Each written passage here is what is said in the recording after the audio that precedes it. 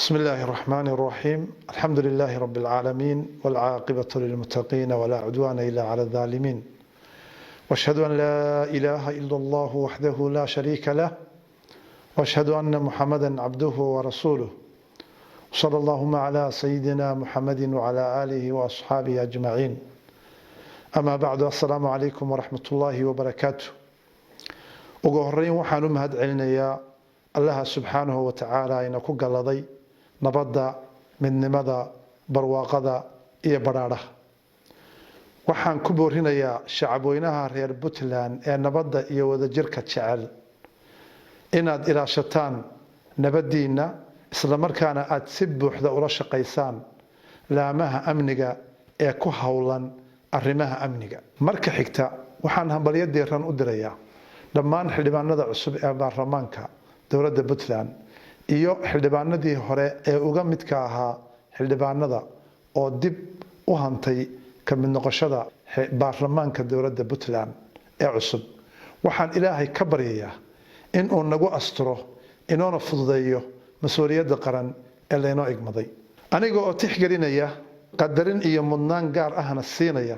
tala soo jeedinta qaybaha kala duwan ee shacabka iyo haldoorka Puntland sida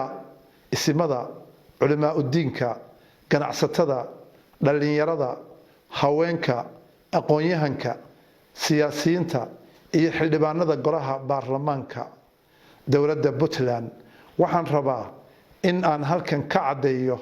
in aan ahay musharax u taagan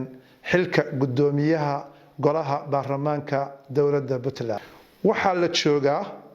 xilligii baarlamaanka dowladda Puntland qiimeyn lahaayeen cidda u noqonaysa hoggaanka guddoonka golaha baarlamaanka waxaan kalsooni badan ku qabaa aqoonta xilkasnimada xilgudashada waayo aragnimada xildhibaanada Puntland inay dooran doonaan guddoon ku sifaysan alle ka cabsi wadaniyad aqoon hufnaan xilgudasho lehna khibrad maamul iyo mid siyaasadeed dareemi karana culayska ay mas'uuliyaddu leedahay kana shaqayn kara midnimada baarlamaanka una fududeyn kara xubnaha baarlamaanka gudashada waajibaadkooda dastuuriga ah waxaan dareensanahay in guddoonka baarlamaanku yahay astaanta baarlamaanka